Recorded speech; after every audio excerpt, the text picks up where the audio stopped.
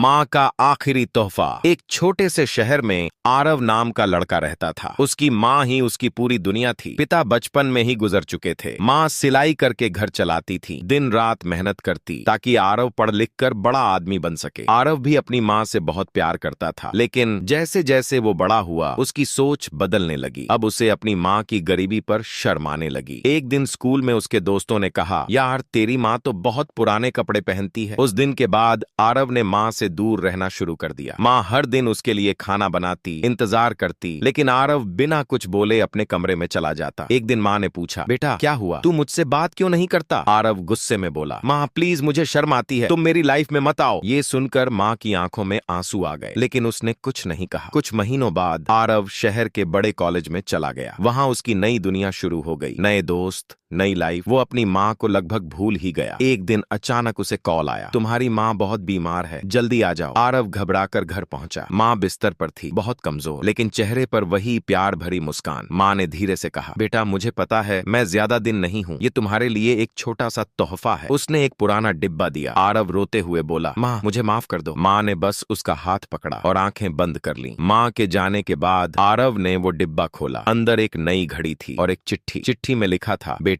तू हमेशा कहता था कि तुझे अच्छी घड़ी चाहिए। मैंने हर दिन थोड़ा थोड़ा पैसा बचाकर ये तेरे लिए ली है। मुझे माफ करना अगर मैं अच्छी माँ नहीं बन पाई। ये पढ़ते ही आरव फूट फूट कर रो पड़ा। उसे एहसास हुआ कि जिस माँ से वो शर्माता था, वो माँ उसकी खुशी के लिए सब कुछ कर रही थी। कुछ साल बाद आरव एक सफल इंसान बन गया, लेकिन उसने अपने घर में एक फोटो सबसे ऊपर लगाई, अपनी माँ की, और हर दिन वो उसी फोटो के सामने खड़े होकर कहता, माँ मैं आज भी वही घड़ी पहनता हूँ। सीख, मॉरल, जिसे हम नजरअंदाज करते हैं वही हमारे लिए सबसे ज्यादा त्याग करता है। माँ जैसा कोई नहीं होता, उसे कभी मत खोना।